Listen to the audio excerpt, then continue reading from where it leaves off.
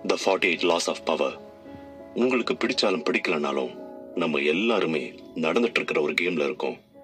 Game என்னன்னா அதுதான் game of power. இந்த கேம் ஹிஸ்டரி எப்போல இருந்து இருக்கோ அப்போல இருந்தே இருக்கு. நமக்கு பிடிச்சோ பிடிக்காமையும் நம்ம எல்லாருமே இந்த கேமோட ஒரு பிளேயர் தான். சில நேரங்கள்ல இந்த கேம் கொடூரமானதா இருக்கலாம், வெளிப்படையானதா இருக்கலாம். ஆனா நிறைய நேரங்கள்ல நேரடியா இல்லாம மறைமுகமா நிறைய இடத்துல இருக்கிற மாதிரி நம்மள சுத்தி இருக்கு. ஆனா இங்க கேள்வி என்னன்னா, உங்களுக்கு இந்த விளையாட்டோட ரூல்ஸ் தெரியுமா? நீங்க இந்த விளையாட்டுல ஜெயிக்கிறதுக்காக விளையாடுறீங்களா? சில பேரு இந்த கேம் ஆஃப் பவர்ல அவங்க இல்லன்னு நினைச்சுக்கிட்டு அத பெருசா கண்டுக்கிறது இல்ல. இன்னும் சில பேரு இந்த கேம் மோசமாதான் இருக்கு, இல்ல சமூகத்துக்கு எதிரானதா இருக்குன்னு சொல்லி அவங்களோட எதிர்ப்பை தெரிவிக்கலாம். இன்னும் சில பேரு இது நம்ம ஜனநாயகத்துக்கும் ஒழுக்கத்துக்கும் சரியானதா இல்லன்னு கூட நினைக்கலாம். இந்த கேம் பிடிச்சவங்கனால இந்த கேம்ல இருக்கிற மத்த பிளேயர்ஸும் ஈஸியா டாமினேட் ஆகிடுறாங்க. இந்த கேம்ல இருக்கிற பெரிய பிசினஸ் மேன் இல்லன்னா டாமினேட் பண்ற மத்தவங்க எல்லாருமே இந்த கேம்ல எந்த விதமான எஃபர்ட்டும் போடாம நேச்சுரலாவே டாமினேட் பண்றாங்க. ஆனா இந்த கேம் அவங்களுக்கு ஃபேவரா நடக்கிறது இல்ல. அவங்க கிட்ட இருக்கிற ஸ்கில்ஸ யாரு வேணாலும் கத்துக்கிட்டு அந்த கேமை இன்னமும் பயங்கரமா விளையாடலாம். ராபர்ட் கிரீன் இந்த 48 லாஸ் ஆஃப் பவர்ல இருக்கிற ரூல்ஸ் பத்தி சொல்றாரு. அவர் இந்த ரூல்ஸ் இந்த ஹிஸ்டரி தொடங்கின நாள்ல இருந்து இந்த உலகம் பூராவும் இருக்கிற எல்லா இடத்திலும் கிட்டத்தட்ட 3000 வருஷத்துக்கு முன்னாடி நடந்த ஹிஸ்டரியில இருந்து உதாரணத்தை எடுத்து இந்த ரூல்ஸ் அமைச்சிருக்காரு. பெரிய ஜாம்பவான்கள் கிட்ட இருந்து விஷயத்தை கத்துக்கிட்டு எதிரிகளை எப்படி ஜெயிக்கணும், நீங்க எப்படி ஒரு மாஸ்டர் பிளேயர் ஆகணும் அப்படிங்கிற விஷயத்த இதுல சொல்றாரு.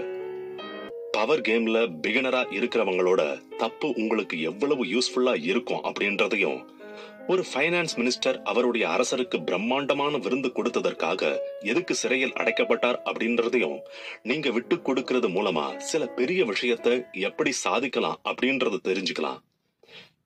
இது 48 Laws of Power. வாங்க பவர் கேமோட ரகசியங்களை தெரிஞ்சுக்கலாம். எபிசோட் 1. உங்களோட மாஸ்டரை நீங்க எப்பவுமே ஜெயிக்கணும்னு நினைக்காதீங்க. Don't outdo the master. நீங்க என்னைக்காவது உங்களோட பாஸ இம்ப்ரெஸ் பண்ணணும்னு நினைச்சு உங்களோட எஃபர்ட்ஸ உங்களுக்கு எதிரா திரும்புறத பாத்திருக்கீங்களா?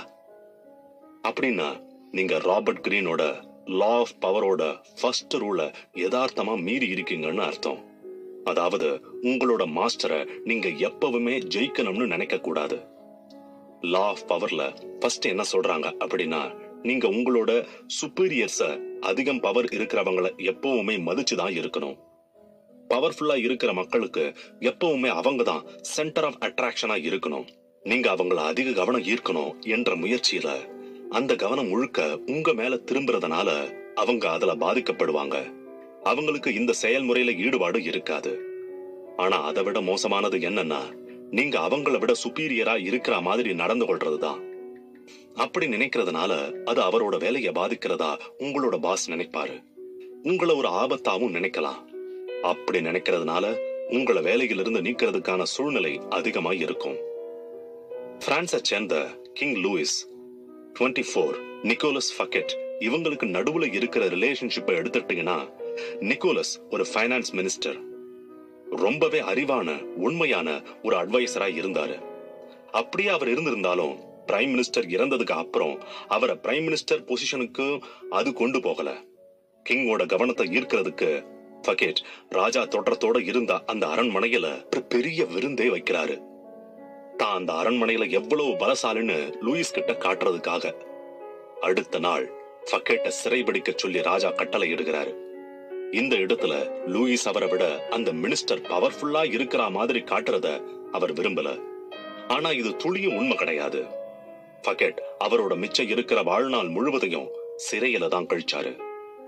அதனால உங்களுடைய அபரிமிதமான புத்திசாலித்தனமும் பிரம்மாண்டமான செயல்களும் உங்களுடைய நல்ல அபிப்பிராயத்தையும் உங்க பாஸ் விரும்புவதில்லை அப்படின்னு இப்போ உங்களுக்கு தெரிஞ்சிருக்கும். அப்படின்னா நீங்க எப்படி உங்களுக்கு சாதகமான விஷயங்களை சாதிக்கிறது? அதுக்கான சிறந்த வழி யார் பொறுப்புல இருக்காங்களோ அவங்களையும் உங்களையும் மத்தவங்களை விட சிறந்தவங்களா காட்டிக்க முயற்சி செய்யலாம். ஆனா don't outdo the master. Galileo Galilei உதாரணமா எடுத்துக்கோங்க. அவரோட ஆராய்ச்சிக்கான பணம் அவருக்கு கண்டிப்பான முறையில தேவைப்பட்டுச்சு. அத வாங்குறதுக்கு அவர் ஒரு சிறந்த வழிய கண்டுபிடிச்சாரு. அவர் ரொம்ப வருஷமா அவருக்கு தேவையான பணத்தை எல்லார்கிட்டையும் கேட்கும் போது அவருக்கு கிடைச்சது எல்லாம் தேவையில்லாத பரிசுகள் மட்டும்தான், பணம் கிடையாது. 1610 ஜூபிட்டர் கிரகத்தினுடைய 4 நிலவுகளை கண்டுபிடிக்கும் போது அவர் ஒரே ஒரு குடும்பத்தை மட்டும் கவனம் செலுத்துறாரு. அதுக்கு முன்னாடி கோசிமோ எல் டி மெடிசி டைனோசிட்டி உடைய குறியீடா ஜூபிட்டர் கிரகத்தை அறிவிக்கிறாரு. அதனால இந்த நேரத்துல கலீலியோ அவரை கண்டுபிடிச்சு ஜூபிட்டரின் 4 நிலவுகள் பத்தி சொன்ன விஷயத்தை தொடர்பு படுத்தி அந்த நிகழ்வை அந்த சாம்ராஜ்யத்தோட தொடர்பு படுத்தி சொல்றாரு. கலீலியோ அந்த 4 நிலாக்களும் காசிமோவையும் அவருடைய சகோதரர்களையும் குறிப்பிடதாகவும், அந்த ஜூபிட்டர் அந்த 4 சகோதரர்கள் உடைய அப்பா காசிமோவை குறிப்பிடுறதாகவும் சொல்றாரு. அதனால அந்த குடும்பத்துல உள்ளவர்கள் அந்த கண்டுபிடிப்ப அவர்களுடைய குடும்பத்தோட பெருமையோட தொடர்பு படுத்தி பெருமைப்படுறாங்க. அதனால அந்த குடும்பத்தை பெருமைப்படுத்தியதற்காகவும் அந்த நிகழ்வை அந்த குடும்பத்தோட பெயரோட தொடர்பு படுத்தினதனாலையும் கலீலியோவுக்கு நல்ல ஒரு வேலையை அங்க கொடுக்கறாங்க. காஸ்மோவுக்கு மேத்தமெட்டிஷியன் அண்ட் அபிஷியல் பிலாசபராவும் இருக்கிற பதவி. அவர் இனிமே யார்கிட்டையும் பணம் கேட்டு கெஞ்ச வேண்டிய அவசியம் கிடையாது. உங்களை விட பவர்ல அதிகம் இருக்கிற நபர்களை விட நீங்க பெரிய ஆளாவே இருந்தாலும் அவங்க கிட்ட அதை காட்டிக்காதீங்க. அதுதான் ரூல் நம்பர் 1. பவர் ஆஃப் லாஸ்ல அடுத்த லாஸ பத்தி பார்க்கலாம். Episode 2. Take credit for other people's work and be sure to protect your own. மத்தவங்க வேலை செஞ்சதுக்கான கிரெடிட்டை நீங்க எடுத்துக்கங்க. அதே மாதிரி நீங்க வேலை செஞ்சதுக்கான கிரெடிட்டையும் பாதுகாத்துக்கோங்க. மத்தவங்க செஞ்ச வேலையில சில சேஞ்சஸ் மட்டும் பண்ணி அதை நீங்க செஞ்ச வேலை அப்படின்னு என்னைக்காவது சொல்லி இருக்கீங்களா? உங்களோட மேக்ஸ் டெஸ்ட் அப்போ உங்க கிளாஸ்மேட் கிட்ட இருந்து ஆன்சர் திருடி டெஸ்ட் எழுதி இருக்கீங்களா? நீங்க பண்ணி இருக்கலாம், இல்ல பண்ணாமலும் இருக்கலாம். ஆனா உண்மை என்னன்னா, மத்தவங்களோட வேலையை உங்களுக்கு தகுந்தாப்புல எப்படி மாத்தி இங்க பவர் கெயின் பண்றீங்க அப்படின்றதுலதான் விஷயமே இருக்கு. மத்தவங்க உங்களுக்காக செய்ய முடியும் அப்படிங்கறது போது நீங்க ஏன் உங்களுடைய எனர்ஜியை வேஸ்ட் பண்றீங்க? ஃபேமஸ் இன்வென்டர் தாமஸ் எடிசனுக்கு வேலை பார்த்த சர்பியன் சயின்டிஸ்ட் நிக்கோலா டெஸ்லா பத்தி உங்களுக்கு தெரியுமா? உண்மையா சொல்லணும்னா, எடிசனுடைய டிசைனை வச்சு அந்த டிசைனை இம்ப்ரூவ் பண்ணி டைனமோ கிரியேட் பண்ணதுல பெரும் பங்கு வகிச்சது டெஸ்லா தான், எடிசன் கிடையாது. இந்த கண்டுபிடிப்பை கண்டுபிடிப்பதற்கு டெஸ்லா கடுமையா 1 வருஷம் உழைச்சாரு. ஒரு நாளைக்கு லேப்ல 18 மணி நேரமாவது அவர் அந்த கண்டுபிடிப்புக்காக செலவு பண்ணாரு. ஆனா இன்னைக்கு அந்த டைனமோ கண்டுபிடிச்சதுக்கான பாராட்டு எடிசன் தானே சொல்றாங்க. இன்னமும் இந்த விஷயத்துல கொஞ்சமும் மாறல. நிறைய அரசியல்வாதிகள் பிரபலமான எழுத்தாளர்கள் கிட்ட இருந்து அவர்களுடைய எழுத்துக்களையும் ஐடியாக்களையும் கடன் வாங்கி அவங்களுடைய பேச்சுக்கு பயன்படுத்துகிறாங்க. மத்தவங்களுடைய வேலையை எடுக்கிறது மட்டுமே உங்களுக்கு பயன் தராது. நீங்க அதுக்கான கிரெடிட்டையும் எடுத்துக்கணும். எடிசனும் அவரோட சேர்ந்தவங்களும் டெஸ்லாவுடைய டைனமோ வேலைக்கான கிரெடிட்டை அவங்க மொத்தமா எடுத்துக்கிட்டாங்க. எடிசன் டெஸ்லாவுக்கு $50,000 அவரோட லாபத்திலிருந்து பங்கு கொடுக்கிறதா வாக்கு கொடுத்திருந்தாரு. ஆனா அந்த பங்க எடிசன் டெஸ்லாவுக்கு ஷேர் பண்ணல. இந்த டெஸ்லாவுடைய எக்ஸ்பீரியன்ஸ வச்சு நம்ம பார்க்கும்போது ஒரு விஷயத்தை உருவாக்குவது எவ்வளவு முக்கியமோ அதே மாதிரி அந்த கண்டுபிடிப்புக்கான கிரெடிட் வாங்குறது ரொம்பவே முக்கியம்னு இதுல இருந்து நம்ம ஞாபகம் வச்சுக்கணும். நீங்க உங்களோட வேலைக்கான கிரெடிட்டை வாங்கல அப்படின்னா வேற யாராவது அவங்க செஞ்சதா உங்களுடைய கிரெடிட்டை திருடுவாங்க. கிரெடிட் மட்டும் கிடையாது, ஐடியாவையும் திருடுவாங்க. அதே மாதிரி அதோட வர பாராட்டுகள் எல்லாத்தையும் எடுத்துக்குவாங்க. பாதுகாப்பா இருந்துக்கோங்க. Episode 3. Gaining power over somebody means getting to know them and posing as their friend. ஒருத்தருடைய பவர் கெயின் பண்றதுக்கு நீங்க அவங்களோட நண்பராக மாறி அவங்கள பத்தி நல்லா தெரிஞ்சுக்கணும். நீங்க இந்த பிரச்சனையை முன்னாடியே சந்திச்சிருக்கலாம். உங்களை சுத்தி இருக்கிற காம்படிஷனை சமாளிக்க முடியாம அதுல கஷ்டப்படலாம். அதுக்கு நீங்க உங்களோட போட்டியாளர்கள ஸ்ட்ராட்டஜிஸ் பத்தி சரியான விதத்துல புரிஞ்சுக்காம இருந்திருக்கலாம். நீங்க இதை எப்படி சரி செய்யலாம்? இதுல இன்னொரு ட்ரிக். நீங்க யார கண்ட்ரோல் பண்ணணும்னு நினைக்கிறீங்களோ அவங்கள பத்தின இன்ஃபர்மேஷனை கேதர் பண்றது மூலமா நீங்க பவர் கெயின் பண்ணலாம். நீங்க யார்கிட்டயாவது எதையாவது வாங்கணும்னு அவங்கள பத்தி நீங்க முதல்ல தெரிஞ்சுக்கணும். நீங்க அந்த நபரை பத்தி தெரிஞ்சுக்கிறது மூலமா அவருடைய பிளான், பலவீனம், ஆசைகள் இது எல்லாத்தையும் தெரிஞ்சுக்கலாம். தெரிஞ்சுக்கிட்டு நீங்க அவங்களோட நடவடிக்கைகளுக்கு வழிகாட்டலாம், இல்ல உங்களுக்கு தேவையான விஷயங்களை நீங்க சாதிக்கிறதுக்கு பயன்படுத்திக்கலாம். 1920 ஆர்ட் டீலரான ஜோசப் டுவைன் எப்படி இண்டஸ்ட்ரியலிஸ்ட் ஆண்ட்ரூ மெலனை மாத்தினாரு அப்படின்றத பத்தி இப்ப கேட்கலாம். டுவைன் முதல்ல மெலன் சந்திச்சு கேட்கும் போது மெலன் அவ்வளோ ஈஸியா கன்வின்ஸ் ஆகல. அதனால டுவைன் மெலனுடைய பணியாளர் ஒருத்தரை அவருக்கு சாதகமா செயல்பட வச்சு மெலன் பத்தின ரகசிய தகவல்களை வாங்க முடிவு செய்யறாரு. மெலன் லண்டனுக்கு போகும்போது டுவினும் அவரை ஃபாலோ பண்ணி போறாரு. மெலன் போகிற ஆர்ட் கேலரிக்கு டுவினும் அதே நேரத்துல யதார்த்தமா போற மாதிரி போய் அவர்கிட்ட நல்ல விதத்துல உரையாடல தொடங்குறாரு. டுவினுக்கும் அவர் சாதகமா பயன்படுத்துற மெலனுடைய பணியாளர் மூலமா மெலனுக்கு என்ன பிடிக்கும்னு தெரிஞ்சு வச்சிருந்ததுனால டுவின் மெலனுக்கு பிடிச்ச விஷயங்கள் அவருக்கும் பிடிச்ச விஷயங்கள் மாதிரி 2 பேருக்கும் ஒரே மாதிரியான ரசனைகள் இருக்கிற மாதிரி நம்ப வைக்கிறாரு. அதனோட விளைவா சுமூகமான முடிவு கிடைக்குது. மெலன் டுவினுடைய பெஸ்ட் கிளையண்டா மாறிடுறாரு. நீங்க எப்படி இதே மாதிரி டுவினுடைய ட்ரிக்க பயன்படுத்த முடியுமா? நீங்க உங்களுக்கு தேவையான தகவல் சேகரிக்கிறவங்களை கண்டுபிடிக்கணும். இல்லனா நீங்களே அவங்களுக்கு ஃப்ரெண்ட் மாதிரி பழகி அவங்கள பத்தின விஷயங்களை தெரிஞ்சுக்கணும். அது இன்னுமே சிறந்தது. ஆனா பெரும்பாலான மக்கள் இது மாதிரி ஸ்பைஸ காசு கொடுத்து வச்சுக்கிறாங்க. ஆனா அப்படி வச்சுக்கிற ஸ்ட்ராட்டஜி ரிஸ்க்னு தான் சொல்லணும். நீங்க வைக்கிற ஸ்பை உங்களுக்கு நேர்மையா இருப்பாங்கன்னு நீங்க எப்படி சொல்ல முடியும்? உங்களுக்கு கிடைக்கிற தகவல் சரியானதா நீங்க தெரிஞ்சுக்கணும். அதனால நீங்க ஸ்பையா இருக்கிறது தான் சிறந்த வழி. ஆனா இந்த வேலை சுலபமானது கிடையாது. ஏன்னா யாரும் அவங்களுக்கு தெரியாத நபர்கிட்ட அவங்கள பத்தின விஷயங்களை சொல்றதுக்கு தயக்கம் காட்டுவாங்க. ஆனா அவங்க ஃப்ரெண்டுன்னு நினைக்கிற ஒருத்தர்கிட்ட அவங்கள பத்தி ரகசியங்களை சொல்றதுக்கு தயங்க மாட்டாங்க. அதனால அவங்களோட கம்பெனியன் மாதிரி நீங்க இருக்கும்போது அது உங்களுக்கு ரொம்பவே சிறந்த ஸ்ட்ராட்டஜியா பயன்படும். எபிசோட் 4. உங்களுக்கு இருக்கும் போட்டியை சமாளிக்க கணிக்க முடியாதவாறு நடந்து கொள்ளுங்கள். Act unpredictably to confuse the competition. பெரும்பாலான மக்களுக்கு மாற்றங்கள் பிடிக்காது அப்படின்னு உங்களுக்கே தெரிஞ்சிருக்கும். உங்களுக்கு போட்டியா இருக்கிறவங்களை ஜெயிக்கிறதுக்கு கணிக்க முடியாத மாதிரி நடந்துக்கிறப்ப உங்களுக்கு நிறையவே நன்மை இருக்குன்னு உங்களுக்கு தெரியுமா? மத்தவங்க கணிக்க முடியாத மாதிரி நீங்க நடந்துக்கும் போது உங்களுக்கு எளிமையா இருக்கும். எப்படின்னு நீங்க கேட்கலாம். போட்டி நிறைந்த சூழ்நிலையில உங்களோட எதிராளி உங்களுடைய பழக்க வழக்கங்களையும் முடிவுகளையும் கண்டுபிடிச்சு அதுக்கு தகுந்தாப்புல நடந்துக்க பாப்பாங்க. அதே மாதிரி அவங்களுக்கு தெரிஞ்ச தகவலை வச்சு உங்களுக்கு எதிரா செயல்படவும் தயங்க மாட்டாங்க. இந்த மாதிரியான சூழ்நிலையில அவங்க யோசிக்க முடியாத மாதிரி நீங்க நடந்துக்கணும். அதுதான் சிறப்பானதா இருக்கும். நீங்க அவங்க யோசிக்க முடியாத மாதிரி நடந்து கொள்றது மூலமா உங்களுடைய எதிராளி உங்களை புரிஞ்சுக்க முடியாம போகும். அதனால நீங்க பாதுகாப்பா இருப்பீங்க. உங்களுடைய எதிராளிய அது பதட்டமடைய செய்யும். 1972 நடந்த டெஸ்ட் மேட்சை எடுத்துக்கோங்க. பாபி ஃபிஷர் ரஷ்ய சாம்பியன் போரிஸ் ஸ்பாஸ்கிக்கு நடந்தது.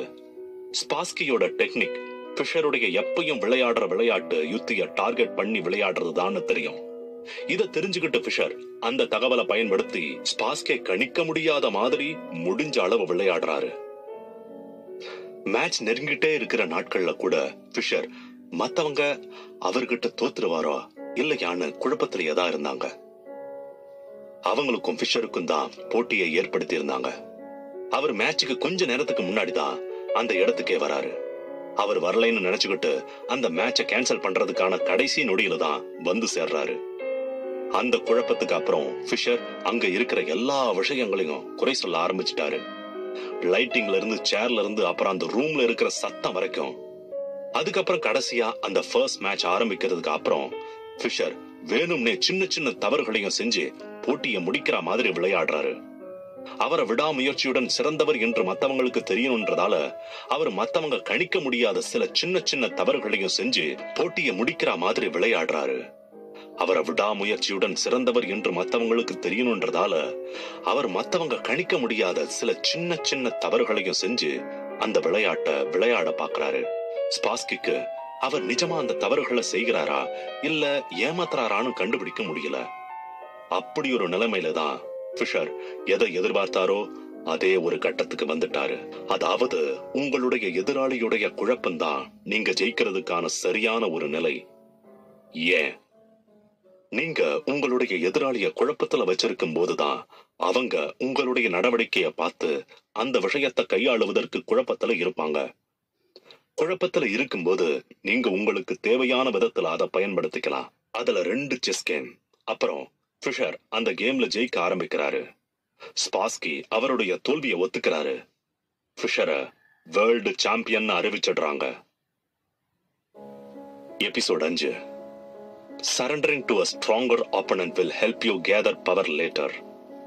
உங்களை விட பலசாலியான எதிராளி கிட்ட நீங்க சரண்டர் ஆயிடணும். பின்னாடி உங்களுக்கு தேவையான பலம் அதுல இருந்து கிடைக்கும். நீங்க ஜெயிக்க மாட்டீங்கன்னு தெரிஞ்சு உங்களுடைய எதிராளிய நீங்க தேர்ந்தெடுத்திருக்கீங்களா? எல்லா தடைகளையும் தாண்டி ஜெயிக்கிறதுக்கு எல்லாரும் பண்ற விஷயமா இருந்தாலும் அது உங்களுக்கு தேவையான பவர் தர்றதுக்கான வழி கிடையாது. அப்போ உங்களை விட பலசாலியான எதிராளி கிட்ட நீங்க எப்படி நடந்துக்கணும்? விட்டு கொடுத்துடணும். மனுஷங்க பெரும்பாலும் அவங்கள பாதுகாக்கிறதுக்கு அவங்களுடைய எதிராளியோட சண்டை தான் போடுவாங்க. விட்டு கொடுக்கணும்னு கேட்கும்போது உங்களுக்கு வித்தியாசமா தெரியும். ஒரு எதிராளி கோபத்தோட நடந்துக்கும் போது நீங்களும் அதுக்கு தகுந்த ரெஸ்பான்ஸ் தரணும்னு எதிர்பார்ப்பாங்க. அந்த காம்படிஷன் எதை பத்தினதுன்னு உங்களுக்கு தெரியும் போது அதுல சரண்டர் ஆவதுதான் சிறந்த வழி. ஏன்? நீங்க விட்டு கொடுக்கறீங்கன்னு உங்களுடைய எதிராளிக்கு தெரியப்படுத்தும் போது அதுல இருந்து உங்களுக்கு நடக்கக்கூடிய பிரச்சனைகளை உங்களால தடுக்க முடியும்.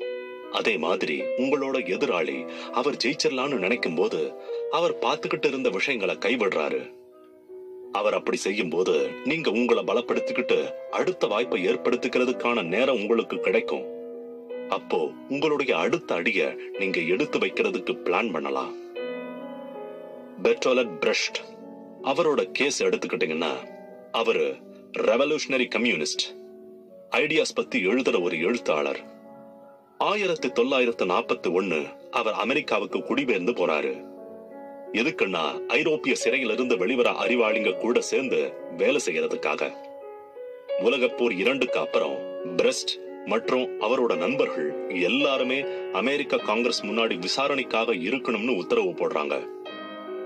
அவர் கூட சேர்ந்தவங்க எல்லாருமே ஆர்ப்பாட்டம் செய்யறாங்க. அதே மாதிரி அங்க இருக்கிற காங்கிரஸ் அத்தாரிட்டி முன்னாடி சவால் விட்டு கத்துறாங்க. அவங்க ஒத்துழைக்க முடியாதுன்னு அவங்களோட எதிர்ப்பை காட்டிட்டு இருக்காங்க. ஆனா பிரஷ்ட் அமைதியா பொறுமையா அவர்கிட்ட கேட்கிற கேள்வி எல்லாத்துக்கும் பதில் சொல்றாரு. அவரோட ஒத்து போற வழிய புரிஞ்சுகிட்ட அரசாங்கம் பிரஷ்ட விடுதலை செய்யறாங்க. அவரு அந்த இடத்துல இருந்து வேற நாட்டுக்கு புறப்படுறதுக்கு அது அவருக்கு ரொம்பவே உதவியா இருக்கு. கடைசியில அவங்க கொடுத்த வாய்ப்பை பயன்படுத்தி அவர் அந்த நாட்டை விட்டு வெளியேறாரு. அதுக்கப்புறம் அவர் என்ன எழுத நினைச்சாரோ அந்த கம்யூனிஸ்ட் ஐடியாஸ் எல்லாத்தையும் மறுபடியும் எழுத தொடங்குறாரு. ஆனா அவர் கூட இருந்த விடாப்பிடியான நண்பர்களுக்கு என்ன ஆச்சு? அவங்க எல்லாத்தையும் பிளாக் லிஸ்ட் பண்ணி அவங்க எழுதின புத்தகங்களை வருஷ கணக்கா வெளிவராம தடுத்துட்டாங்க. அதனால ப்ராஜெக்ட் செஞ்ச மாதிரி நீங்களும் செய்யாம நீங்க உங்களை தேவையான இடத்துல சரண்டர் பண்றது மூலமா உங்களை தயார்படுத்திக்கிறதுக்கான நேரத்தை நீங்க எடுத்துக்கலாம். நீங்க அந்த நொடி பொழுதுல உங்களோட பாராட்ட எதிர்பார்த்து உங்களுக்கு ரொம்ப நாள் தேவைப்படுற விஷயத்த இழந்துடாதீங்க. எபிசோட் 6. உங்களை உயர் அதிகாரி மாதிரி நடத்தணும்னா நீங்க அதுக்கு தகுந்த மாதிரி நடந்துக்கணும். If you want to be treated like a superior, you got to act like one. நீங்க மத்தவங்களை விட உயர்ந்த ஒரு நிலையில இருக்கீங்களா? அப்படின்னா இங்க அதுக்கு தகுந்தாப்பல தான் நடந்துக்கணும். நீங்க அவங்கள ஒருத்தரா இருக்கணும்னு ஆசைப்படலாம். ஆனா உங்களுக்கு ஒரு எச்சரிக்கை. நீங்க அவங்கள ஒருத்தரா நடந்துக்கும் போது உங்களுடைய உயர்ந்த நிலையில இருந்து நீங்க வெளிவரும் போது தேவையில்லாத அவமானத்தை தான் இங்க சந்திப்பீங்க. 1830 1840 இருந்த king of France Louis Philippe பத்தி எடுத்துக்கலாம். அவருக்கு கிடைச்ச அரசியல் மரியாதைகளை அப்புறம் அந்த பதவிக்கு கொடுக்கப்பட்டிருந்த சலுகைகள் அனைத்தையும் வேணான்னு ஒதுக்கிட்டாரு. அவரோட பதவிக்கு தகுந்த ஃபார்மாலிட்டிஸ் எதையும் வேணாம்னு சொல்லிட்டாரு. கிரீடத்துக்கும் செங்கோலுக்கும் பதிலா அவர் ஒரு கருப்பு தொப்பியையும் குடையையும் வச்சிருந்தாரு. அதே மாதிரி அந்த ராஜாங்கத்தை சேர்ந்த யாரையும் அவர் கூட வச்சுக்கல. அதுக்கு பதிலா கணக்கு எழுதுறவங்கள தான் வச்சுக்கிட்டாரு. ஆனா அவர் அப்படி நடந்து கொள்வதனால அவருக்கு இது எந்த விதத்தையும் நல்லதை ஏற்படுத்தல. அவர் கொஞ்ச நாள்லயே பணக்காரங்க ஏழைன்னு வித்தியாசம் பார்க்காம எல்லாராலையும் வெறுக்கப்படுறாரு. செல்வம் நிறைஞ்ச மக்கள் எல்லோருமே இவரை ராஜாவா ஏத்துக்க மறுக்கிறாங்க. அதே மாதிரி ஏழை ஜனங்களும் ராஜா அவங்கள மாதிரி இருக்கிறத அவங்க விரும்பல. அவர் கூட வச்சிருந்த கணக்கு எழுதுற ஃப்ரெண்ட்ஸ் யாரும் அவருக்கு தகுந்த மரியாதைய கொடுக்கல. அதே மாதிரி அவங்க எந்த நேரத்திலையும் அந்த ராஜாவை எப்படி வேணாலும் நடத்தலாம், அவங்கள யாரும் எதுவும் செய்ய மாட்டாங்க அப்படின்ற எண்ணத்துல இருந்தாங்க. இந்த எல்லா பேரும் சேர்ந்து ஒரு நாள் அவருக்கு எதிரா திரும்பி அவரோட ராஜ்யத்துல இருந்து விட்டு கொடுக்கிற நிலைக்கு தள்ளப்படுறாரு. பொதுவா சொல்லணும்னா நம்மள சேர்ந்த ஒருத்தரா இருக்கிற ஒரு உயர்நிலை அதிகாரிய மக்கள் சந்தேகமா தான் பாக்குறாங்க. அவங்கள ஒருத்தரா இருக்கும்போது அவங்க நம்ம நேர்மையா இல்லைன்னு நினைக்கிறாங்க. உங்களுக்கு கொடுக்கப்பட்ட அனைத்தையும் மூடி மறைச்சுக்கிட்டு நீங்க நடந்துக்கிறதா அவங்க நினைக்கலாம். அப்படின்னா இது கையால் அதுக்கு சரியான வழி என்னவா இருக்கும்? நீங்க உங்களுக்கு கிடைச்சிருக்கிற கிரீடத்தை வச்சு மக்கள் எப்படி உங்களை ராஜதன்மையோடு நடத்தலாம் அப்படின்னு யோசிக்கணும். சுருக்கமா சொல்லணும்னா நீங்க மத்தவங்களை விட உயர்ந்தவங்கன்னு நம்ப ஆரம்பிச்சு அதுக்கு தகுந்த மாதிரி நீங்க நடந்துக்கும் போது மக்களும் உங்களை ஒரு உயர் அதிகாரியா ஏற்றுக்கொண்டு அதுக்கு தகுந்த மாதிரி நடந்துக்க ஆரம்பிப்பாங்க. உங்களுடைய பதவிக்கு ஏத்த மாதிரி தான் நடந்துக்கிறீங்க அப்படின்ற காரணத்தை அவங்க புரிஞ்சுக்க ஆரம்பிக்கலாம். கிறிஸ்டபர் கொலம்பஸ் அவருக்கு கொடுக்கப்பட்ட ராஜ மரியாதைக்கு தகுந்த மாதிரி தான் நடந்துகிட்டாரு. அதே மாதிரிதான் அவங்கள மக்களும் பார்க்க ஆரம்பிச்சாங்க. அவரு ரொம்ப நம்பிக்கையான ஸ்பானிஷ் ராஜ குடும்பத்தோட பழகுவதை பார்த்துட்டு அந்த ஸ்பானிஷ் ராஜாங்கமே அவரோட பயணத்துக்கு தேவையான செலவுகளை செய்யறாங்க. அதனால நம்ம எப்படி நடந்து கொள்கிறோம் என்பதை பொறுத்துதான் மத்தவங்க நம்மள மதிப்பாங்க. எபிசோட் 7, வற்புறுத்தலை விட வழிக்கு கொண்டு வர்றதுலதான் நீங்க அதிக பலத்தை அடைய முடியும். Seduction works better than coercion to gain power over others. பழங்காலத்து சைனீஸ் நாடான ஷூக்கு ஒரு தலைமை நிர்வாகியா ஹீட் ஸ்ட்ராட்டஜிஸ்ட் சுகோ லியாங் இருந்தாரு. நீங்க உங்களை அவரை கற்பனை செய்து கொள்ளுங்க. கிங் மெஹுவா சீனாவுக்கு எதிராக ஒரு போர் அறிவிக்கிறாரு. அதை நிறுத்துவதும் அந்த நாட்டை காப்பாத்துறதும் உங்க கையில தான் இருக்கு. ஆனா நீங்க என்ன செய்யணும்னு கத்துக்கிறதுக்கு முன்னாடி நீங்க என்ன செய்யக்கூடாதுன்னு கத்துக்கணும். நீங்க மத்தவங்களை கட்டாயப்படுத்தி நடந்துக்கிற எந்த ஒரு முடிவும் சரியானதா இருக்காது என்பதை நீங்க முதல்ல புரிஞ்சுக்கணும். ஆனா அது எளிமையான முறையா உங்களுக்கு தெரியலாம். நீங்க உங்களுடைய பலத்தை அதிகப்படுத்தி இருக்கும் போது மக்கள் உங்க மேல மறைமுகமா வெறுப்பை ஏற்படுத்திக்கலாம். ஏன்னா கட்டாயம் எப்பவுமே ஒரு எதிர்ப்பை தான் கொண்டு வரும். லியாங் இத புரிஞ்சுக்கிட்டதுனால அவரால் எதிர்த்து வர படைய ஜெயிக்க முடியும்னாலும் அவர் அது மாதிரி செய்யல. அவங்களுக்கு எதிரா போர் தொடுக்கல. ஆனா அவர் அப்படி செஞ்சு இருந்தாருன்னா மெங்குவா, லியாங் மற்றும் சீனா மேல கடுமையான வெறுப்புல இருந்திருப்பாரு. அப்படி செய்யறது மூலமா என்னன்னைக்கும் அவங்களோட நாட்டை பாதுகாக்கிற நிலைமையில தான் சீனா இருந்திருக்கும். இதனால நம்ம எப்பவுமே எந்த நிலைமைய நினைச்சும் வருத்தப்பட்டுதான் இருந்திருக்கணும். ஒரு பயத்தோட இருந்திருக்கணும். வழிக்கு கொண்டு போறதுதான் சிறந்த கையாளும் முறை. மக்கள் பெரும்பாலும் அவங்களுடைய உணர்ச்சிகளால கட்டுப்படுத்தப்படுறாங்க. நாம அவங்களுடைய உணர்வுகளை தூண்டும் போது உங்களுக்கு என்ன வேணுமோ அதை நீங்க அவங்களை எந்தவித கட்டாயமும் இல்லாம செய்ய வைக்கலாம். நீங்க உங்களுடைய எதிராளியை பயமுறுத்தும் போது நீங்க அவங்களுக்கு வலியையும் கொடுமையையும் ஏற்படுத்துவீங்கன்னு நினைப்பாங்க. ஆனா அதுக்கு பதிலா நீங்க அவங்க கிட்ட அன்பா நடந்துக்கும் போது விஷயங்கள் மாறும். மெங்குவா சீனாவை தாக்கும் போது லியாங் மெங்குவாவையும் அவருடைய படையையும் கைப்பற்றுகிறாரு. அவரோட படை வீரர்கள் கிட்ட இருந்து மெங்குவா தனிமைப்படுத்தப்படுகிறாரு. மெங்குவா லியாங் அவரை ரொம்ப கொடுமையா நடத்துவாரு என்று எதிர்பார்க்கிறாரு. ஆனா அவருக்கு லியாங் சுவையான உணவையும் அரவணைப்பையும் கொடுக்கிறாரு. இதை எதிர்பார்க்காத மெங்குவா ரொம்பவே ஆச்சரியப்பட வைக்குது. அவரோட படை வீரர்களை விடுதலை செஞ்சிடுறாரு. மெங்குவாவை விடுதலை செய்வதற்கு அவர் மறுபடி சீனாவை கைப்பற்ற மாட்டேன்னு சத்தியம் செஞ்சாதான் மெங்குவாவை விடுதலை செய்ய வேணும். அதே மாதிரி மெங்குவா சீன ராஜாவோட சிரம் தாழ்த்து நிக்கணும்னு சொல்றாரு. அதுக்கப்புறம் லியாங் மெங்குவாவை பல தடவை சிறைபிடிக்கிறாரு. ஆனா எல்லா தடவையும் அவரை விடுதலை செய்யறாரு. 7வது முறையா அவர் சிறைபிடிக்கும் போது மெங்குவா லியான் கால்கள்ல விழுந்து அவரையும் அந்த ராஜாங்கத்தையும் அர்ப்பணிக்கிறாரு. லியாங் மெங்குவாவை கொலை செய்வதற்கு நிறைய வாய்ப்புகள் இருந்தும் லியாங் அது மாதிரி செய்யல. லியாங்க ஒவ்வொரு முறையும் விடுதலை செய்யும் போது மெங்குவா அவர்கிட்ட நல்ல விதத்துல வரணும்னு தான் நினைக்கிறாரு. அதனுடைய பலனா மெங்குவா அவருடைய அளவில்லாத நன்றியை தெரிவிச்சு என்னன்னைக்கும் அவரை சீன ராஜா கிட்ட கடமைப்பட்டு இருக்கிறதா சொல்லி அவருடைய ராஜாங்கத்தையும் ஒப்பு கொடுக்கிறாரு. எபிசோட் 8. நீங்க பலத்தை அடையணும்னா உங்களுடைய நண்பர்களை விட்டுட்டு உங்களுடைய எதிரிகளோட கூட்டணி அமையுங்க. In your quest for power, avoid your friends and collaborate with your enemies. நீங்க உங்களுடைய தொழில இக்கட்டான சூழ்நிலையை சந்திக்கும் போது அந்த சமயத்துல யதார்த்தமா எல்லாருக்குமே அவங்களுடைய நண்பர்களை கூட வச்சுக்கணும்னு தான் நினைக்க தோணும். ஏன்னா உங்க தொழில ஏற்படக்கூடிய வழிய உங்க நண்பரை விட வேற யாரால அதை சரி செய்ய முடியும்? உண்மைய சொல்லணும்னா யாரு என்ன வேணும்னாலும் பண்ணலாம். நீங்க உங்களுடைய நண்பர்கள் கூட இருக்கணும்னு நினைக்கிறது தான் நீங்க செய்த தவறு. காரணம் ரொம்பவே எளிமையானது. உங்களுடைய நண்பர்கள் உங்களையும் அவங்களையும் ஒப்பீடு செய்து பார்ப்பாங்க. அதனால அவங்க உங்க மேல பொறாமப்படலாம். நீங்க என்ன வச்சிருக்கீங்கன்றத பார்த்து அவங்களும் அதை அடையணும்னு நினைக்கலாம். அதனால நீங்க இங்க புத்திசாலித்தனமா செயல்படணும். நீங்க அவங்க கிட்ட இருந்து கொஞ்சம் விலகியே இருக்கிறது நல்லது. சீன அரசர்கள் பெரும்பாலும் அவர்களுடைய நெருக்கமான நண்பர்கள் மூலமா தான் கொலை செய்யப்பட்டு இருக்கிறாங்க. அதுவும் அவங்க கூட இருந்த அரண்மனையில இருந்தவங்களால தான் அது மாதிரியான விஷயங்கள் நடந்திருக்கு. இத தெரிஞ்சுக்கிட்ட சுங் அரசர் வேறொரு வழியை தேர்ந்தெடுக்கிறாரு. 1954 வரை ராஜாங்கத்துல இருக்கிற பெருந்தலைவர்களை எல்லாம் கூப்பிட்டு ஒரு விருந்து வைக்கிறாரு. அந்த விருந்துக்கு அப்புறம் அவங்க எல்லாருக்கும் நிறைய நிலங்களையும் பணத்தையும் கொடுக்கிறாரு. அதுக்கப்புறம் அவங்கள பெருந்தலைவர்கள் பதவியில இருந்து பணி ஓய்வு செஞ்சு அரண்மனையில வைக்கிறாரு. இதனுடைய விளைவா சூங் 16 வருஷம் ஆட்சி செய்கிறாரு. இது அந்த நேரத்துல யாரும் செய்யாத ஒரு ஆட்சியா இருந்தது. நீங்க உங்களுடைய நண்பர்களை வெளியேத்துனீங்க அப்படின்னா நீங்க யாரோட சேர்ந்து வேலை செய்யணும்? இது உங்களுக்கு புதுசா தெரியலாம். ஆனா நீங்க உங்களுடைய எதிராளியோட சேர்ந்து வேலை செய்யறதுதான் சிறந்த வழி. அப்படி செய்யறது மூலமா உங்களுடைய பலத்தை நீங்க அதிகரிக்க முடியும். 1807 பிரான்ஸ் நாட்டை சேர்ந்த பாரின் மினிஸ்டர் டாலிர்லாண்ட் நெப்போலியன் அவரோட ராஜாங்கத்துல அவருடைய பலத்தை இழந்துட்டு வராருன்னு கண்டுபிடிக்கிறாரு. இது அவரோட மனசுல வச்சுக்கிட்டு டாலிராண்ட் அவரை ஜெயிக்கணும்னு நினைக்கிறாரு.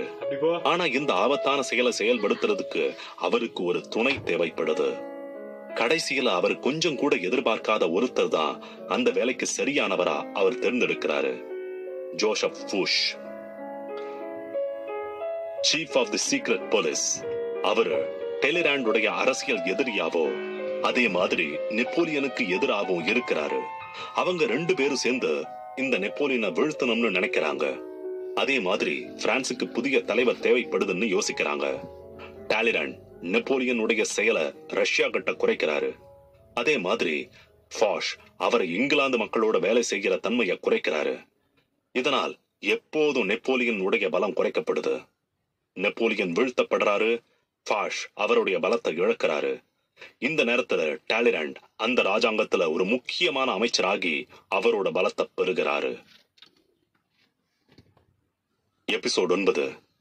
நீங்க உங்க கூட இருக்கிறவங்க கூட வாக்குவாதம் மூலமா இல்லாம அன்பால கன்வின்ஸ் பண்ணுங்க. Convince people through artful action rather than argumentation. நீங்க என்னைக்காவது பெரிய வாக்குவாதம் செஞ்சு அதுல இன்னொருத்தவங்க கோபத்தோட ஒத்துக்கிறத பார்த்திருக்கீங்களா? நம்ம மக்கள்ல பெரும்பாலானவர்களுக்கு அது மாதிரியான வெற்றி ரொம்ப எளிமையா தெரியலாம். ஆனா நீங்க அதுல கவனமா இருக்கணும். உண்மை அது கிடையாது. ரியாலிட்டியில நீங்க இன்னொரு நபரை உங்களோட வாக்குவாதம் மூலமா கன்வின்ஸ் பண்றது வேஸ்ட் ஆஃப் டைம்னு தான் சொல்லணும். அது மட்டும் இல்லாம அது ஆபத்தானதுன்னு கூட சொல்லலாம். அந்த நபர் உங்களை விட பலசாலியா இருக்கும் போது அது இன்னுமே ஆபத்தானது. கிமு 131 ரோம தூதர் முஷியன்ஸ் கிரேக்க நகரமான பெகாமஸ கைப்பற்றுவதற்கான பிரச்சாரத்துல இருந்தாரு. அந்த நகரத்தோட சுற்றுச்சுவரை உடைக்கிறதுக்கு ஒரு பெரிய கம்பம் தேவைப்படுறதா சொல்றாரு. ஆனா அந்த வேலைக்கு பணியமர்த்தப்பட்ட இன்ஜினியர் அதுக்கு சின்ன கம்பமே சரியான வேலையை செய்யணும்னு சொல்றாரு. படை வீரர்கள் கிட்ட இன்ஜினியர் அவரோட கருத்துக்களை சொல்லி வாக்குவாதம் பண்றாரு. 2ல அவங்கள சின்ன கம்பத்தை கொண்டு வரும்படி கட்டளையிடுறாரு. அவர் சொன்னது சரிதான். சின்ன கம்பமே அதற்கான வேலையை செஞ்சிருக்கோம். ஆனா அங்க விஷயம் அது கிடையாது. இன்ஜினியர் அவரோட மேல் அதிகாரி சொன்னதை கேட்கல. அதனால அவர் குழப்பத்தை ஏற்படுத்தின காரணத்துக்காக அவரை அடிச்சு கொன்னுடுறாங்க. அதனால நீங்க சொல்ற விஷயம் சரியானதா இருந்தா மட்டும் பத்தாது. நீங்க சொல்ற நபரும் சரியான நபரா இருக்கணும். அதனால நீங்க உங்களுடைய செயலை புத்திசாலித்தனமா செயல்படுத்துறது மூலமா நீங்க அந்த நபரை கன்வின்ஸ் பண்ணணும். அதுதான் சரியான முறையா இருக்கும். நீங்க நினைக்கிற விஷயங்கள் சில நேரங்கள்ல சரியானதா இருந்தாலும் சில சமயங்கள்ல உங்களுடைய எதிராளி சொல்றது சரி அப்படின்ற அவங்கள நம்ப வைக்க வேண்டியதா இருக்கலாம். கிறிஸ்டபர் ரென் 7ஆம் நூற்றாண்டை சேர்ந்த ரொம்பவே பிரபலமான பிரிட்டிஷ் ஆர்கிடெக்ட். அவர் ஒரு தடவை வெஸ்ட் மினிஸ்டருக்கு ஒரு டவுன் ஹாலை டிசைன் பண்ண சொல்லி ஒரு வேலையை அவருக்கு கொடுக்கறாங்க. அவர் அவரோட போக்குல வேலை செய்ய விடல. வெஸ்ட் மினிஸ்டர் ஓட மேயர் அந்த கட்டடம் உடைஞ்சு அவரோட ஆபீஸ் முதல் தளத்தை அழிச்சிடும்னு பயந்து அந்த கட்டடத்துல இன்னும் 2 சப்போர்ட்டிங் சிஸ்டம் வைக்க சொல்லி சொல்றாரு. ஆனா ரென்னுக்கு மேயருடைய பயம் அர்த்தம் இல்லாததுன்னு தெரியும். ஆனா அவரோட கருத்தை பத்தி எந்த ஒரு ஆட்சேபனையும் தெரிவிக்கல. அவர் சொன்னதை அப்படியே செஞ்சிடுறாரு. இந்த வருஷத்துக்கு அப்புறம் அந்த கட்டடத்துக்கு மேல வேலை செய்யறவங்க அதை சுட்டி காட்டி இருந்த சப்போர்ட் சிஸ்டம் தேவையில்லாததுன்னு நினைக்கிறாங்க. ஏன்னா அந்த கட்டடத்தை தாங்குவதற்கு இந்த தூண் எதுவும் செய்ய போறதில்ல. ஆனா இத ரென் நல்லா தெரிஞ்சிருந்தாலும் தேவையில்லாத வாக்குவாதத்தை தடுக்கிறதுக்கு வேண்டி அந்த விஷயத்தை மேயர்கிட்ட சொல்லல. தூண்கள் அதுக்கப்புறம் அகற்றப்பட்டுடுச்சு. எபிசோட் 10. நீங்க ஒரு நபர்கிட்ட உதவியை கிட்ட போகும்போது அவங்களுடைய நல்ல எண்ணத்தை பார்க்காதுங்க, அவங்களுடைய ஆர்வத்தை பாருங்க. When seeking another person's help, rely on their self-interest, not their goodwill. உங்களோட பலத்தை ஏற்படுத்துறது எளிமையான காரியம் இல்ல அப்படின்னு உங்களுக்கு தெரியும். இருந்தாலும் நீங்க வெற்றி அடையணும்னா மத்தவங்க கிட்ட உதவியை கேட்டுத்தான் ஆகணும். ஆனா நீங்க அதை எப்படி கேக்குறீங்கன்னு முக்கியம். நீங்க அவங்க ஒரு நல்ல எண்ணத்தோட செய்யணும்னு நினைக்கலாம், ஆனா அது தவறா இருக்கலாம். 1400 லூகா நகரத்தை சேர்ந்த இத்தாலிய இளவரசர் இருந்தாங்க. அந்த இளவரசருக்கு போகியோஸ் குடும்பத்தை சேர்ந்தவங்க ரொம்பவே உறுதுணையா இருந்திருக்காங்க. ஆனா அவரு அதுக்கப்புறம் அந்த குடும்பத்தை பத்தி மொத்தமாவே மறந்துட்டாரு. அவரோட வேலைய பார்க்க ஆரம்பிச்சுட்டாரு. இதனால கோபமான போகியோஸ் குடும்பம் சேர்ந்து அந்த இளவரசரை பதவி நீக்க செய்ய வேண்டும்னு முடிவு பண்றாங்க. ஆனா அப்படி செய்யறதுக்கு முன்னாடி போகியோ ஃபேமிலியில இருந்து ஒரு நபரான ஸ்டெஃபானோ இந்த சூழ்நிலைய அறிவான முறையில கையாளணும்னு சொல்றாங்க. ஸ்டெஃபானோ இளவரசர் கிட்ட போய் போகியோஸ் குடும்பம் இதுக்கு முன்னாடி இளவரசருக்கு என்ன செஞ்சிருக்காங்க அப்படின்னும் அதுக்கப்புறம் வரப்போற பிரச்சனை பற்றியும் குறிப்பிடுறாங்க. இத கேட்ட இளவரசர் குடும்பத்தை அவரோட அரண்மனைக்கு வர சொல்லி அவரோட நடவடிக்கையை மதிக்காம அந்த குடும்பத்துக்கு தேவையானதை செய்யாம அவங்க எல்லாரையும் சட்பண்ணாவையும் சிறையில் அடைச்சிடுறாங்க.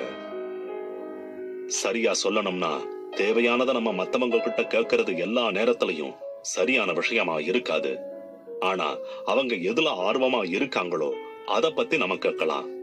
ஆனா இதுல விஷயம் என்னன்னா நிறைய பேருக்கு அவங்களோட ஆர்வத்தை தாண்டி அவங்களுக்கு பார்க்க தெரியாது. அதனால மத்தவங்களோட ஆர்வம் என்னன்னு தெரிஞ்சுக்கிட்டு அதுக்கு தகுந்த மாதிரி நடந்துக்கிறது சவாலான விஷயம்தான். 16ஆம் நூற்றாண்டில் போர்ச்சுகீஸ் நாட்டை சேர்ந்தவர்கள் ஜப்பான் நாட்டுக்காக கடுமையா உழைச்சி ஜப்பான் நாட்டில் இருக்கிறவங்களோட உறவு முறைய நல்ல விதத்துல தக்க வைக்கிறாங்க. போர்ச்சுகீஸுக்கு ஜப்பான்ல இருக்கிற நபர்களை கிறிஸ்டியனா மாத்தணுங்கிறது தான் அவங்களோட எண்ணம். ஆனா அவங்க நினைச்ச மாதிரி நடக்கல. அவங்க ஜப்பானியர்களோட எண்ணத்தை தடுக்கணும்னு நினைக்கிறதுனால இல்ல, போர்ச்சுகீஸ் அவங்களுக்கு அவங்களுடைய நம்பிக்கை பற்றி சரியா புரிஞ்சுக்கிறதுக்கு நேரம் தேவைப்பட்டது. அதனால அவங்க ஜப்பானீஸ் அவங்கள மாத்த முடியல. ஆனா இதுக்கு நேரெதிரா ஒரு நூற்றாண்டுக்கு அப்புறம் டச் ஜப்பானுக்கு வராங்க.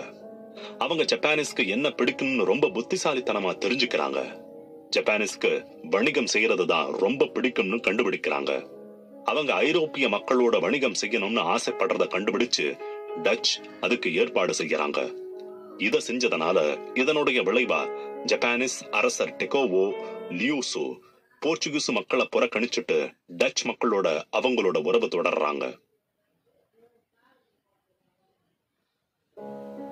எபிசோட் 11.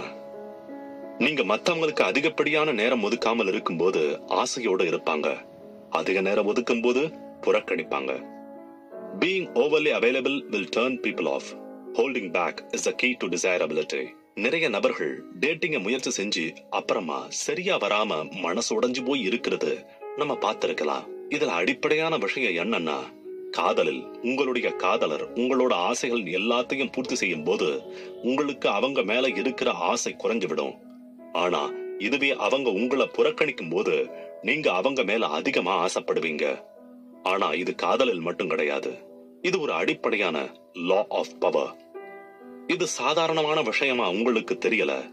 ஆனா நீங்க மத்தவங்களுக்கு அதிக நேரம் செலவழிக்கும் போது அவங்க உங்க மேல விருப்பத்தை இழந்துருவாங்க. கிமு 18ஆம் நூற்றாண்டில் மெடையா நகரத்தில், அதாவது இப்ப இருக்கிற ஈரான், மக்கள் அரசர்களுக்கு எதிரானவங்களாய் இருந்தாங்க. அரசர்களுக்கு எதிரானவர்கள் மட்டும் கிடையாது, யாரு பவர்ல இருந்தாலும் அவங்களுக்கு எதிரா இருந்தாங்க. ஆனா அரசர் இல்லாம குழப்பம் தவிர்க்க முடியாததா இருக்கும். இந்த மாதிரி ஒரு நிலைமையில டியோசஸ் அப்படின்ற ஒரு நபர் மக்களுக்கு இடையே இருக்கிற பிரச்சனையை தீர்க்கிறதுக்கு முயற்சி செய்யறாரு. இந்த முயற்சியில அவரை கை தேர்ந்தவரா இருக்காரு. அவரோட வேலைப்பாடுனால அவர் மக்களுடைய அன்பையும் ஆதரவையும் பெறுகிறாரு. ஆனா அவர் இதே மாதிரி பிரச்சனைகளை சரி செய்யும் போது மக்கள் அவரோட வேலையை ரொம்பவே சாதாரணமா எடுத்துக்க ஆரம்பிக்கிறாங்க. அதே மாதிரி இங்க இருக்கிற மக்கள் யாருக்கும் அதிக பவர் கொடுக்க விரும்பாததுனால இவருக்கும் அதிக பவர் கொடுக்கிறது அவங்க விரும்பல. டயோசிஸ் லா ஆஃப் பவரை பத்தி புரிஞ்சுக்க தவறிடுறாரு. நீங்க உங்களோட வேலையை ரொம்ப எளிதா மக்களுக்கு கொடுக்கும் போது அவங்களுக்கு அதுல ஆர்வம் இல்லாம போயிடும். நீங்க எளிதா மத்தவங்களுக்கு கிடைக்காம இருக்கும் போதுதான் உங்களுடைய அருமைய மக்கள் புரிஞ்சுக்குவாங்க. இத தெரிஞ்சுக்கிட்ட டயோசிஸ் அவருடைய வேலையை நிறுத்துறது மூலமா தான் அவருக்கு தேவையானத அங்கீகாரம் கிடைக்கும் அப்படின்னு புரிஞ்சுக்கிறாரு. அதனால அவர் அந்த இடத்துல இருந்து விலகிடுறாரு. மறுபடியும் மெடையா நகரம் குழப்பத்துல இருக்குது. அப்பத்தான் அந்த மெடையா மக்கள் அவரோட வேலையை புரிஞ்சுக்கிட்டு அவரை தேடி அவரை மறுபடியும் அந்த நகரத்துக்கு வரணும்னு சொல்றாங்க. ஆனா அவருக்கு ஒரு பெரிய அரண்மனையை கட்டி தந்தாதான் வருவேன்னு சொல்றாரு. அதுக்கப்புறம் அந்த மக்கள் அவர் சொன்னதை செய்யறாங்க. அதுக்கப்புறமா அந்த இடத்தை 53 வருஷம் ஆட்சி செய்யறாரு. எபிசோட் 12. பயத்தினால் உங்களை தனிமைப்படுத்திக்காம உங்களுக்கு யார பிடிக்குமோ அவங்க கூட இருங்க. Instead of isolating yourself out of fear, surround yourself with those on whom you depend. மக்கள் அவங்களோட எதிரி அவங்கள சுத்தி இருக்கும் போது பாதுகாப்பு வேணும்னு நினைக்கிறது யதார்த்தம் தான். அதே நேரத்துல ஒரு கட்டத்தோட கோட்டையில ஒளிஞ்சுக்கணும்னு நினைக்கிறது சரியான தீர்வா இருக்கும்னு நினைக்கலாம். ஆனா நீங்க உங்களை தனிமைப்படுத்துக்கிறது மூலமா நீங்க நினைக்கிறதுக்கு நேரெதிரான விஷயங்கள் தான் நடக்கும். ஏன்னா நீங்க உங்களுக்கு தேவையான விஷயங்களை இருந்து உங்களை தடுக்கிறீங்க. என்ன நடக்குதுன்னு தெரியாம உங்களுக்கு தேவையான பவரை நீங்க அடைய முடியாது. கிமு 220ல சீனாவை உதாரணமா எடுத்துக்கோங்க. சி ஷிஷ் ஹுவாங்டி அவரு சீனாவோட அரசர் மட்டும் கிடையாது, இந்த உலகத்திலேயே ரொம்ப பவர்ஃபுல்லான நபரும் கூட. ஆனா அவர் வாழ்க்கையோட கடைசி கட்டத்துல மக்கள் தாக்க நினைக்கிறாங்க என்று நினைச்சுக்கிட்டு இருக்காரு. அதனால அவர் பிரம்மாண்டமான அரண்மனையில இருந்து விலகிடுறாரு. அதே மாதிரி ஒரு அறையில இருந்து இன்னொரு அறைக்கு அவர் மட்டுமே போற மாதிரியான ரகசிய பாதையை உருவாக்கி யாருக்கும் தெரியாதபடி போயிட்டு வராரு. யாராவது அவரை பாக்குறாங்க அப்படின்னா அவங்கள உடனடியா கொலை செய்யறாரு. இதுல கடைசி நடவடிக்கையா அரசர் தனியா பயணம் செய்யறாரு. அப்படி அவர் பயணம் செய்யும் போது மாறு வேஷத்துலதான் போறாரு. அப்படி ஒரு பயணத்துல போகும்போது குடும்ப நண்பர்கள் மற்றும் அவருடைய அரண்மனை பாதுகாவலர்கள் இல்லாம போகும்போது அவர் இறந்து போயிடுறாரு. தனிமைப்படுத்துறது மட்டுமே சரியான தீர்வா இருக்க முடியாது. நீங்க யார நம்புறீங்களோ அவங்க கூட நீங்க இருக்கிறது மூலமா உங்களுடைய நிலைய நீங்க சரி பண்ணிக்க முடியும். லூயிஸ் அப்படின்ற ராஜா இவருக்கு நேர் எதிரா செயல்பட்டு இருக்காரு. அதாவது அவருடைய அரண்மனை அறையில அரசாங்கத்தை சேர்ந்த எல்லாரையும் கூப்பிட்டு தினமும் பேசுறாரு. அங்க இருக்கிற மேலதிகாரிகள் எல்லாருமே அரசர் ரொம்பவே சக்தி வாய்ந்தவரா மாறிட்டு வர்றத யாருமே விரும்பல. ஏன்னா அவங்க யாராலையும் அரசரோட அனுமதி இல்லாம எந்த ஒரு செயலையும் செய்ய முடியல அப்படின்னு ரொம்பவே கோபமா இருக்காங்க. இந்த மாற்றங்கள் நிச்சயமா அவங்களுக்கு பிடிக்கல. அவங்க அவர் கண் பார்வையில வச்சு அவருக்கு தகுந்த மாதிரி அவங்க கிட்ட பேசினது அந்த அதிகாரிகள் எல்லாருமே இவருக்கு எதிரா செயல்படுறத நிறுத்திடுறாங்க. சொல்ல போனா அந்த அதிகாரிகள் இவர் கொடுத்த கவனத்தினாலையும் மரியாதைகளாலையும் திருப்தி அடையறாங்க. ராபர்ட் கிரீனுடைய லாஸ் ஆஃப் பவருடைய முக்கியமான ரூல்ஸை தெரிஞ்சுக்கிட்டீங்க. இந்த லாஸ் ஆஃப் பவர் நீங்க பவர்ஃபுல்லான ஒரு ஆளா இருக்கிறதுக்கு உதவுவதோட மட்டுமில்லாம மத்தவங்க உங்ககிட்ட அவங்களோட பவரை காட்டி உங்களை டம்மி பண்றாங்களான்னு புரிஞ்சுக்கிட்டு பாதுகாப்பா இருக்கவும் உதவிகரமா இருக்கும். உங்க வாழ்க்கையில இந்த லாஸ பயன்படுத்தி வெற்றிகரமா இருங்க.